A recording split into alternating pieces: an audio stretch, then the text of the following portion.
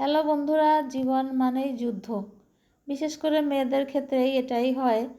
প্রথমে থাকতে হয় বাপের বাড়ি, জন্মের পরে সেখান থেকে 18 বছর হয়ে পারে না, তার মধ্য দিয়েই চলে যেতে হয় পরের বাড়ি। সেখানে যে সব কিছু মানিয়ে গুছিয়ে নিতে অনেক কষ্ট, যুদ্ধ করতে হয়, এক কথায় যুদ্ধক্ষেত্র। সেখানে যুদ্ধ করতে করতে কেউ যুদ্ধে জয়ী হয়, কেউ যুদ্ধে হেরে যায়, কিন্তু হার মানা যাবে না। এটা সব সময় হাল ধরে রাখতে হবে যে আমি জয়ী হবই, এরকম করেই চলতে হবে, তা না হলে তো সমস্যা। কী করার আছে, অনেকেই জীবন নষ্ট করে ফেলে, সুন্দর জীবন অযথা নষ্ট করা যাবে না। আমাদের সামনের দিকে এগিয়ে যেতে হবে, এটাই পরিকল্পনা থাকতে হবে সব সময়। তাছাড়া কিছু পরিকল্পনা না থাকলে এগোনো যায় না, কিছু করা যায় না। তাই সবসময় স্বপ্ন থাকলেই সব কিছু হয়। বন্ধুরা দেখো, আমার সুন্দর গাছ বাড়ি আমি লাগাইছি, আর তোমাদের সাথে গল্প করলাম। কেমন হলো?